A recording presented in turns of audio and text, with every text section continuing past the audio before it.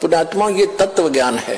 ये रामकृष्ण की स्टोरी तक कोई सुना देगा, खड़ा होगा, कितने भी सुन लियो तुम, 5-4 संस्कृत श्लोक बोल देगा, तुमने राजी कर देगा, दक्षिणा लेगा, ये होता ही रहा अभी तक। ये तत्व ज्ञान है जिसका सब तरह का निष्कर्ष निकलेगा। अब प्रश्न चल रहा है कि तुम्हारी चोरी हो रही है, तुम यहाँ पूंजी कभी इकट्ठी करते हो, फिर चोर कैसे कैसे तुम्हें लूटते हैं ठग। अब जैसे एक टटीरी थी, महाभारत में प्रकरण आता है, ये सत्य कथाएं हैं। आज तो वैज्ञानिक पाक के इनमें ना समझ माती ना हो, बाकी सच्चाई मिटा नहीं करती किसी के ना मानने से। महाभारत में कहानी आती है कि एक टटीरी पक्षी है, टटीरी, उसने कुरुक्षेत्र के मैदान में अंडे उत्पन्न कर दिए। जमीन पर पैदा करती है वह अंडे, और उधर से क्या हो गया, महाभारत के युद्ध का समय वही उस दौरान खड़ा हो गया, चारों तरफ से दोनों तरफ सेना खड़ी होगी, आन लगी। तब उसने देखा है तो कमाल हो गया, तेरे बच्चे मारे जाएंगे, घोड़ों के, हाथियों के पैरों के नीचे, रथों के नीचे आके कट जाएंगे। तो उसने भगवान से अर्ज लगाई, हे परमात्मा मेरे बच्चों की रक्षा करना। अब देखो दास तो आपको बार बार बताता है। तो उसी समय परमात्मा ने उसकी अर्ज सुनी। ऊपर से इंद्र के हाथी का एक घंटाड़ा टूटा, 88,000 मन का था, 88,000 मन। एक मन 40 किलो का होता है। 88,000 को गुणा करके देख लियो कितने क्विंटल बनेंगे 40 से। तो वो आके गिर गया, इतना भारा। अब उस महाभारत के युद्ध में किसने फुर्सत, किसने देखा, किसने देखा। महाभारत हो गया, 18 करोड़ आदमी कट के मर गए, और वो अंडा के आंच भी ना लगी, वो नो के नो बच्चे बन गए, वो नो के नो अंडे सुरक्षित पाए। फिर बाद में देखा भाई यू क्या है ना होता है, वो सब ने लाग लू को गिरा टेढ़ा, तो बच्चे पाए नो के नो, और टटीरी वहां आकर बैठ गई। तो कहने का भाव ये पुण्यात्मा, टटीरी ना तो राम की पूजा करती थी, ना श्री कृष्ण न जाने थी, ना कोई विष्णु उस समय जानती थी, किसी को नहीं जानती थी। इसी तरह ना बिल्ली जानती थी किसने पुकारूं, आत्मा रोए थी उस समय परमात्मा। आत्मा परमात्मा को याद करती है, चाहे पशु की है चाहे पक्षी की। और उनकी सुनाई कैसे होती है, अगर उनके पूर्व जन्म के कोई पुण्य उनके साथ थे तो वहां बचाव होता है। जैसे दास पहले श्री राम श्री कृष्ण जी का, विष्णु जी का पुजारी था, हनुमान जी का पुजारी था, और घर में जो भी सुख हो रहे थे, सुख हम पहला सुख मानते थे, संता ब्याह हो गया, विवाह के बाद बेटा बेटी हो गए, क्या बात हुई, और सोचते थे मेरे भगवान ने दे दिया, श्री राम ने दे दिया, कृष्ण ने, जो सा भी सामना आ जाता उससे का शुक्रिया कर देते थे। ध्यान में आते ही हनुमान जी ने दया कर दी, बाबा श्याम जी ने दया कर दी।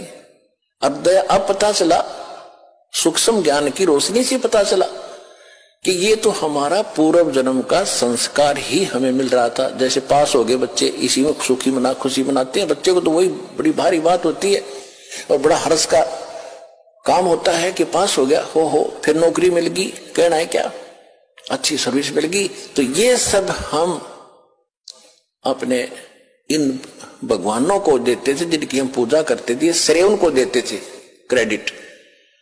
अब पता चला ये तो कुछ कर ही नहीं सकते थे, वो तो कबीर परमात्मा ही पिछले जन्म के संस्कारों से ही आपकी मदद करता आ रहा था, चाहे कोई पशु है चाहे कोई पक्षी। तो इस प्रकार हमने इस ज्ञान को समझना है। पुरात्मा सत्संग के अंदर हर पहलू पर विचार प्रकाश डाला जाता है, ताकि आप अच्छी तरह दृढ़ हो इस ज्ञान पर। ये एक ऐसा सामूहिक सत्संग स्थल है, ऐसा शिक्षा स्थल है जिसमें प्रथम कक्षा के बच्चे भी आते हैं, यही पढ़ाई जाती है इकट्ठा ही बैठा के। और इसमें दूसरी कक्षा के यानी तो दूसरी बार हाजिरी लगवाने आए हैं, प्रथम कक्षा के तो इसमें पहला नाम प्राप्त है, दूसरी के जिनको सतनाम प्राप्त है, और फाइनल वाले भी हैं जिनको सार नाम प्राप्त है। तो सबको ही ज्ञान दिया जाता है, और इस ज्ञान की रह रहकर सबको आवश्यकता होती है। सार नाम प्राप्त करके इंसान कोई खुदा नहीं बन जाता या मुक्त नहीं हो गया वो, यदि उसकी वो इस ज्ञान को आधार बनाकर अपना जीवन नहीं जीवेगा तो कभी भी फेल हो जाएगा, यहीं फिर काल का फंस जाएगा। इसी तरह कमाई तो उसकी नो की नो बच जाएगी जो कमाई कर ली, लेकिन यहीं रहेगा तो फिर उसको इसी तरह कभी ब्रह्मा बनाओगा, कभी विष्णु, कभी शिव बनाएगा, फिर देवता बनाएगा, फिर बिल्ली बनाएगा। वो पूंजी तो इस समय की होगी आपके पास, और वहां आपको ठगा जाएगा। एक दूसरे को दुआ, बच्चों के लिए ही भिक्षा भीख मांग मांग कर, दुआएं दे देकर। ये देखी बुढ़ा बुढ़िया, पुराने समय में बुढ़िया क्या करती थी, कोई बहू आती थी, कोई बड्डी शानी उससे के पैर दबाया करती थी बड्डी के, और वह आशीर्वाद देती थी, हे बेटी तो पुत्ता फड़ियो, दूधा नहाइयो, और तेरा तो बूढ़ सुहागन हो। बूढ़ सुहागन माने बुढ़ापे तक नाम रहे तेरा पति, ये आशीर्वाद देती थी। तो वो जितनी थोड़ी बहुत पूंजी उनमें बची थी वह बहू तो दे दी।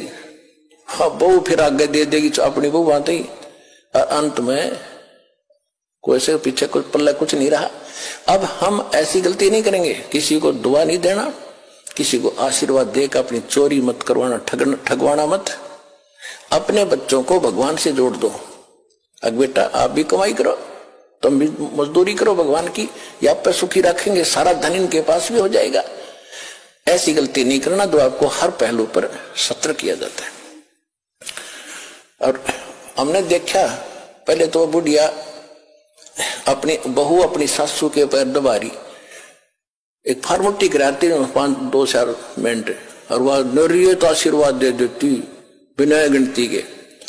और फिर सासू बहू का हो गया झगड़ा, और फिर नौकरा तेरे भाई मरियो, तेरे भतीजे मरियो, तेरा नाश होइयो। वह बुढ़िया फिर दूसरे बैंड पकड़गी, दूसरा स्टेशन पकड़गी।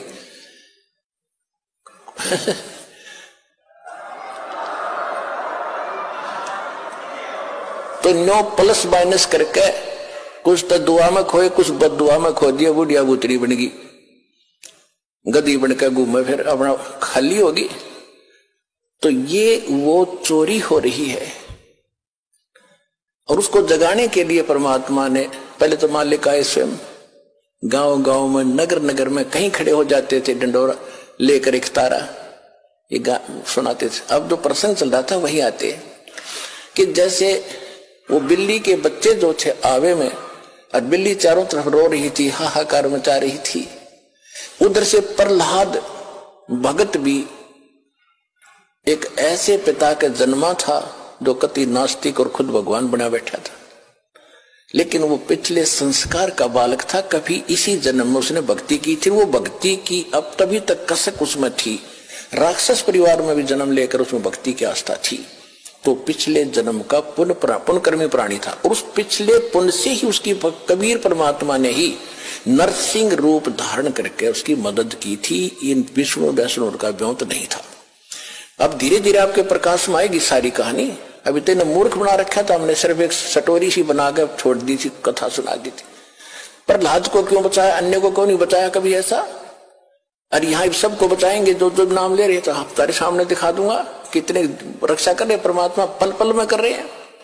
ऐसी ऐसी दुर्घटना सुनाते हैं बच्चे, ऐसी ऐसी परिस्थितियों में परमात्मा मदद करते हैं। अब प्रत्येक के साथ कर रहा है। वो पिछले जन्म के थे, अब ताजे और बना दिए हमने, अब इनसे भी साथ होगा भगवान, इनके प्रतिफल भी आपको देना शुरू कर देगा।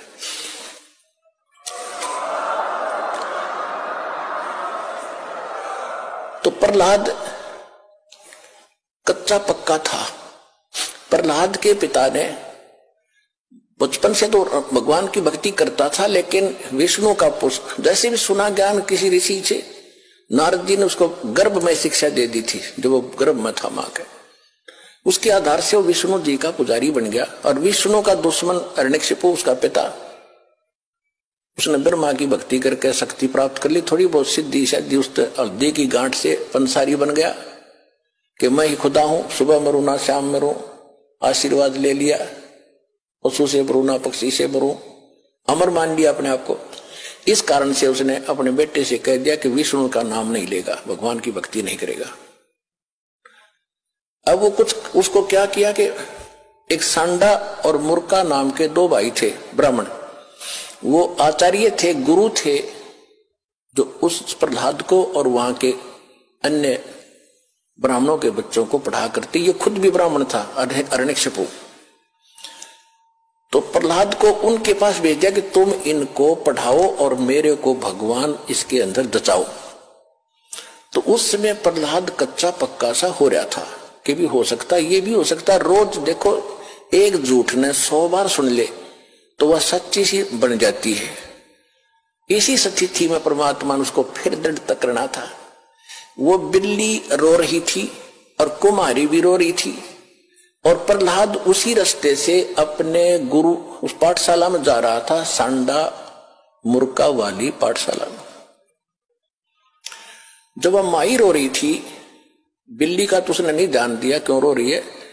उस कुमारी से पूछा कि माई क्यों रो रही हो आप, बताओ। उसको पता था राजा का लड़का है। बताऊंगी कि महाराज मेरे से गलती बन गई और इस बिल्ली के बच्चे अंधेरे में और किसी मटके में चले गए कच्चे में। अब इसमें आग भयंकर लग गई है, आग चल पड़ी है। पहले कहते हैं ये जो आवा था 1 महीने में पका करता था और फिर क्या हुआ तो उसने बताया कि 1 महीने तक कभी को छेड़ नहीं सकता, इतनी अग्नि होती है इसमें। तो माई ने उस प्रहलाद ने पूछा फिर आप कैसे रक्षा करोगे कि भगवान करेगा, अब मनुष्य नहीं कर सकता, अब जीव नहीं रक्षा कर सकता, अब तो राजा भी नहीं कर सकता। राजा मान ले सैनिकों को बुलाकर मटके तो बुझा सके, मटके निकाल सके, लेकिन वो तो मर लेंगे, इतने एक कदल में मर जाएंगे वो बेचारे। तो भगवान ही बचा सकता है। क्या माई भगवान विष्णु जिससे भी भगवान है, यानी क्या माई भगवान इतना तक ताकतवर है कि वहां भी रक्षा कर देता है? कहां बेटा। हाँ महाराज, परमात्मा इसलिए कहते हैं। कहने लगा माई जब तुम ये आवा तुम्हारा पक जावे, तो उसने पूछा क्या तुझे विश्वास है माई कैसा होगा? कहा मुझे पूरा विश्वास है अपने भगवान पर। तो उसने प्रहलाद ने कहा कि जब तुम्हारा ये आवा पक जावे, ये किलन मटके पकाने का भट्ठा, उसको आवा बोलते हैं, पूजा आवा। तो जब ये पक जाओ तो मुझे बुलाना, उसके बाद इसको खोलना, और यदि ये बच्चा जीवित पागे तो मैं भी इस भगवान के अतिरिक्त किसी को मानूंगा नहीं, किसी की भी। और नहीं तो माई खबरदार, आज के बाद तुमने राम का नाम यहां पर ले दिया, मेरे पिता का नाम दिया करो। उसका रंग चढ़ गया था थोड़ा सा, तुझे मालूम नहीं मेरे पिता को पता लग गया तेरे को जान से मरवा देगा। तो माई कहने लगी मुझे मालूम है, लेकिन मेरी मजबूरी है, आपके पिताजी भगवान नहीं है और इनको नहीं बचा सकते, मेरा भगवान बचाएगा। इस कारण से क्या हुआ, परमात्मा ने ऐसी अगले ही दिन ऐसी ठंडी हवा चलाई, वो तो लीला थी दाता की। 3 दिन के अंदर, पहले एक महीने में पकता था, 40 दिन में, 3 दिन में आवा पक कर तैयार हो गया और आग बुझ गई, कति ठंडी हो गई। अब राजा के लड़के का आदेश था, जब प्रहलाद आया पाठशाला में जाने के लिए, कहा महाराज आज आवा मालिक की दया से 3 दिन में पक गया, आज हम इसको खोलेंगे। प्रहलाद वहीं बैठ गया, अब खोलो। वो निकाला, एक मटके में जिसमें वो बच्चे थे उसका अग्नि की आंच भी नहीं लगी थी, न्यू का न्यू कच्चा था, बच्चे सुरक्षित थे।